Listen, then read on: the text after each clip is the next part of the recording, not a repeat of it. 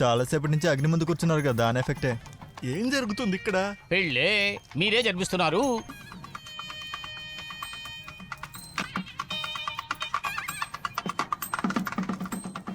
నమస్కరించండి.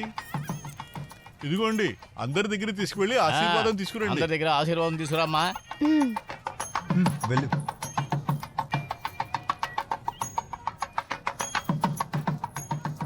మామయ్య, బంతి పనులన్నీ అయిపోయా? అన్ని పనులు అయిపోయాయి.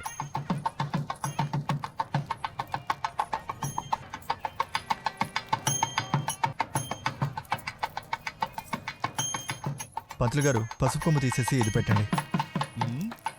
ఏంటండి అలా చూస్తున్నారు? అంతా ఒక సేఫ్టీకే, ఎవరిని నమ్మలేకపోతున్నాం కదా. ఈశ్వరా, పిలిచారా పంతులు గారు?